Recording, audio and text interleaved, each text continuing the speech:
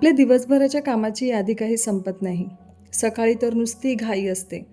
शाळेचा डब्बा, ऑफिस, घरातली कामं, मुलांचा अभ्यास, इतर भरपूर अशा गोष्टी असतात. पण दिवसभरातली एक वेळ अशी असते जी संपूर्ण घराचा मूड ठरवते. ती म्हणजे संध्याकाळची वेळ. संध्याकाळच्या वेळी सगळ्यांची ऑफिसमधून येण्याची वेळ असते.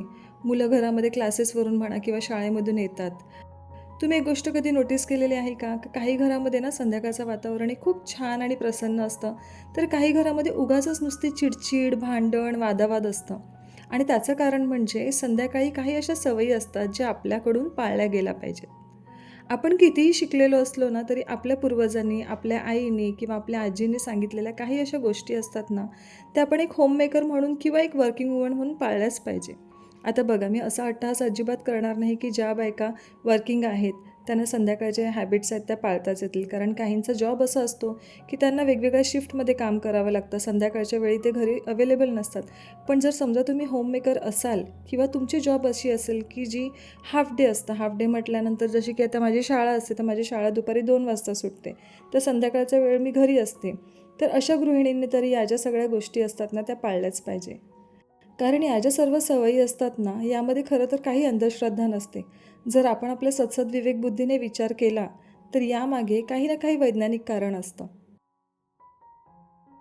मी असं अजिबात सांगत नाही की या ज्या सर्व सवयी आहेत त्या एकदम काटेकोरपणे पाळल्या पाहिजेत किंवा खूप जास्त अशा कठीण या सवयी आहेत. पण या सर्व सवयींनी ना आपल्या घरातलं वातावरण जे आहे ते नक्कीच बदलतं. जर समजा तुम्ही या गोष्टींचं पालन नसेल करत ना, तर एकदा करून बघा. जर समजा तुम्ही माझ्यापेक्षा वयाने किंवा अनुभवाने लहान असाल, तर नक्कीच या व्हिडिओचा तुम्हाला थोडा तरी फायदा होईल.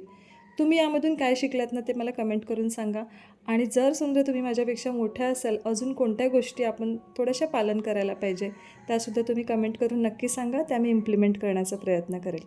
तर चला तर मग जास्त वेळ न घालवता आजच्या व्हिडिओला सुरुवात करूया. सर्वात आधी म्हणजे की आपल्या संध्याकाळचं जे काही रुटीन आहे ते सुरू करण्यापूर्वी ना घराची थोडीफार आवरावर करायची. घरामध्ये जर समजा मुलं असतील किंवा इतर लोक असतील, तर आपण सकाळी कितीही घर आवरलेलं असेल तरी संध्याकाळपर्यंत वस्तू इकडच्या तिकडे होतात, थोड्याशा अस्ताव्यस्त होतात. Specially living room. आता जसं माझ्या घरामध्ये सोफा आणि त्याच्या समोरचा जो टेबल आहे ना, त्याच्यावरती नेहमी पसारा असतो. तर संध्याकाळी दिवाबत्ती होण्याच्या आधी मी सगळं ते आवरून घेते. सोफ्यावरती ज्या काही कुशन्स आहेत त्या मी व्यवस्थित ठेवते किंवा कपडे जे आहेत ते फोल्ड करून ठेवून देते. आणि इथे मी तुम्हाला दाखवते की आपण घर कितीही आवरलं तरी आपली मुलं जी असतात ना, ती वस्तू इथे तिथे ठेवतात आणि आपण त्यांना कितीही वेळेस रिमाइंड केलं ना, तरी पण ते सुधरत नाही. जसं की मी आता इथे अर्णवला ओरडते, मी त्याला तेच सांगते की समोरचा जो टेबल आहे ती वस्तू ठेवण्याची जागा नाही आहे. पण तो त्याच्या परीने 1-2 दिवस ते फॉलो करतो आणि परत ये रे माझ्या मागल्या. सेम रुद्रची सुद्धा तशीच आता कंडिशन आहे. तो 10वीला आहे. त्याच्यामुळे तो काय करतो ना, पुस्तकं घेतो आणि ते तिथे ठेवून देतो. तर मी माझ्या परीने ती काय करते, इथे समोरच सगळी अशी अरेंज करून ठेवते. त्यामुळे त्याला जेव्हा काही पुस्तक वगैरे घ्यायचं असेल तर तो तिथून घेतो. आणि मग मी अशा परिस्थितीमध्ये त्यालासुद्धा खूप जास्त बोलत नाही, कारण त्याच्यावरती ऑलरेडी अभ्यासाचं बर्डन आहे. मग अशा वेळेस मला माझं डोकं शांत ठेवावं लागतं आणि जितकं माझ्याने शक्य होतं ना, तितकं मी करण्याचा प्रयत्न करते. घरामध्ये जर तुम्ही हाऊस हेल्प ठेवली असेल, तर सकाळी ते झाडू, लादी वगैरे सगळं करून जातेच. पण संध्याकाळच्या वेळेस ना संपूर्ण घरामध्ये नाही तर ॲटलीस्ट लिव्हिंग रूममध्ये तरी एकदा झाडू मारून घेतलाच पाहिजे. आणि खरं तर ही सवय लहानपणापासून आपल्या आजीने म्हणा किंवा आईने आपल्याला लावलेलीच आहे, की एक सकाळी आणि संध्याकाळी आपल्या घरामध्ये झाडू लागलाच पाहिजे. काही जणांना वेळ असते ते लादीसुद्धा पुसून घेतात. आता माझ्या घरामध्ये हाऊस हेल्प नाही आहे, त्याच्यामुळे मला दररोज झाडू मारून लादी पुसणं हे शक्य होत नाही. मग मी काय करते, फक्त दोन्ही वेळेस घर संपूर्ण झाडते. आणि आठवड्यातून 2 ते 3 वेळा किंवा जर एखाद दिवस जर मला सुट्टी वगैरे असली तर मग मी लादी पुसून घेते. तर ॲटलीस्ट इतकं जरी केलं ना, तरी आपल्या घरामध्ये ना स्वच्छता राहते. आता आपल्याला सांगितलं जायचं की निगेटिव्हिटी घरातून निघते. तर निगेटिव्हिटी म्हणजे नक्की काय असतं? तर तेच घरातली जी काही धूळ असेल, कचरा असेल, अडगळ असेल, जो काही पसारा असेल तो व्यवस्थित असं आवरून ठेवणं. कारण या सगळ्या गोष्टीचा परिणाम आहे ना, खरं तर आपल्या घरातली जी होममेकर असते ना, तिच्यावरती सगळ्यात जास्त होतो. घरातल्या इतर लोकांना खरं तर पसाऱ्याशी काहीच घेणं देणं नसतं. त्यांना जी वस्तू हवी आहे ना, ती फक्त वेळेवरती आणि जागच्या जागी भेटली ना, का ते खुश असतात. बाकी आपल्याला ते डोळ्यामध्ये नेहमी खटकत असतं, कारण आपण नेहमी प्रत्येक गोष्ट ऑब्झर्व करत असतो. आणि मग आपला मूड खराब होतो आणि मग आपली उगाचच चिडचिड होते. मग त्यासाठी आपणच ती गोष्ट केलेली किंवा इनिशिएटिव्ह घेतलेली आणि मुलांना थोडीफार हळूहळू त्यांच्यामागे चिडचिड न करता जर ते त्यांना सवय लावून दिली ना, तर आपल्या घरातलं वातावरण नेहमी चांगलं राहतं. दुसरी एक सवय म्हणजे दररोज मुलांचा अभ्यास घेणं. आता तुम्ही सांगाल की मी टीचर आहे म्हणून असं बोलते. तर नाही, तुमची मुलं जरी ट्युशनला जात असतील ना, तरी मुलं ॲटलीस्ट स्कूलमध्ये काय करतात, त्यांचा कसा परफॉर्मन्स सुरू आहे, त्यांचं बिहेवियर कसं आहे, शाळेमध्ये ते काय करतात, कोणाशी काय डिस्कस करतात, या गोष्टी आहे ना, आजच्या काळामध्ये मुलांकडून काढून घेणं किंवा त्या गोष्टी ऑब्झर्व करणं एक पेरेंट म्हणून खूप जबाबदारीचं काम आहे आणि ते प्रत्येकाने केलंच पाहिजे. कारण आपल्याला काय वाटतं माहिती आहे, माझं मूल घरामध्ये आहे, जास्त बाहेर कुठे जात नाही, त्याचे मोजकेच फ्रेंड्स आहेत.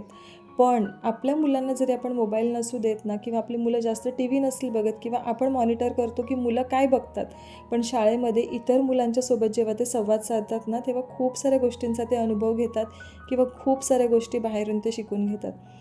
आणि आपण जेव्हा मुलांशी अशा प्रकारचा संवाद साधतो ना, तेव्हा त्यांनासुद्धा असं वाटतं की आपणसुद्धा या घराचा एक अविभाज्य असा भाग आहोत. नाहीतर काही घरांमध्ये काय होतं ना, की पेरेंट्स त्यांच्या कामाच्या लोडमुळे मुलांवरती तितकं लक्ष देत नाही.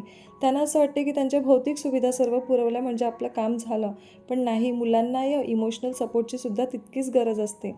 आणि घरातली मुलं जर आनंदी असतील, खुश असतील ना, तर घरातलं वातावरण हे नेहमीच चांगलं राहतं.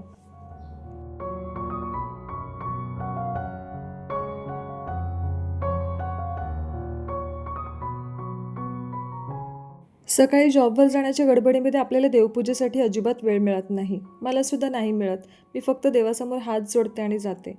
पण ॲटलीस्ट संध्याकाळी जेव्हा आपल्याकडे वेळ असतो ना, तेव्हा तरी आपण ती करायला पाहिजे. माझ्याकडून सुद्धा खूप साग्रसंगीत अशी देवपूजा अजिबात होत नाही. पण संध्याकाळच्या वेळेस छान असं धूप आणि दिवाबत्ती करणं, देवाची गाणी लावणं, घरामध्ये छान असं सुगंध पसरणं, त्यामुळे काय होतं ना, घरातलं एक वातावरणच एकदम सकारात्मक बनतं. त्यामुळे एखादी व्यक्ती जेव्हा बाहेरून येते किंवा आपल्या घरातलेच व्यक्ती बाहेरून जेव्हा थकून येतात, तेव्हा त्यांचासुद्धा त्राण कमी होतो आणि घरातलं वातावरण जे आहे ते एकदम प्रसन्न होतं.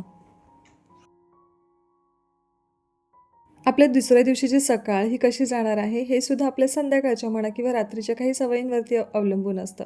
आता जसं की काही छोटी-मोठी कामं जर आपण आदल्याच दिवशी संध्याकाळी केली, तर दुसऱ्या दिवशी सकाळी आपल्याला अजिबात घाई होत नाही. जसं की आपल्याला कोणता ड्रेस वगैरे घालायचा आहे, त्याच्यावरती कोणत्या ॲक्सेसरीज आपल्याला कॅरी करायच्या आहेत, त्या जर आपण आधीच रेडी करून ठेवल्या, तर सकाळी आपल्याला कपाटाच्या समोर उभं राहावं लागत नाही. आता मी काय करते, दर आठवड्याला ना, मला आठवड्याला 5 ड्रेसेस तरी लागतातच. जर सुट्टी वगैरे असेल तर ती वेगळी गोष्ट असते. तर मी ते 5 ड्रेसेस काढून ठेवते आणि ते प्रेस करून ठेवते आणि जसा हवा तसा मी ड्रेस तो घालते. पण यावेळेस काय झालं, वीकेंडला मला वेळ नाही मिळाला, त्याच्यामुळे मला तर रोज मग ड्रेस एक-एक इस्त्री करून ठेवावा लागतो आणि मग मी आदल्या रात्री असंही करून ठेवते किंवा मग संध्याकाळी जसा वेळ मिळेल तसा, आणि सकाळी खूप आपला वेळ वाचतो. त्याचसोबत मुलांनासुद्धा तशाच सवयी लावायच्या, जसं की त्यांची बॅग वगैरे पॅक करणं, एखादा प्रोजेक्ट म्हणा किंवा एखाद्या वस्तू जर त्यांना आणायला सांगितल्या असतील शाळेमध्ये, तर त्या व्यवस्थित प्रिपेअर करून ठेवणं, त्यांचे टिफिन्स, वॉटर बॉटल या सर्व गोष्टी रेडी करून ठेवणं.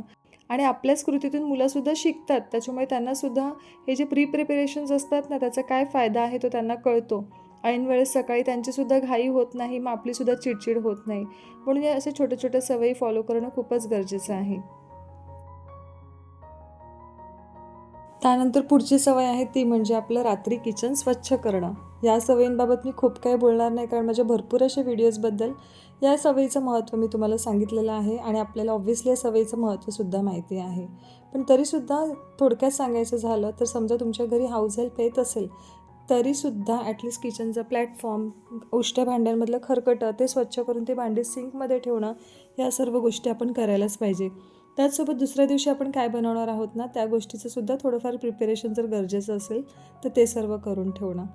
रात्री जर समजा तुम्हाला किचन झटपट आवरायचं असेल, तर त्यासंबंधी सुद्धा मी काही टिप्स शेअर केलेल्या आहेत. त्या व्हिडिओची लिंक मी डिस्क्रिप्शन बॉक्समध्ये देते.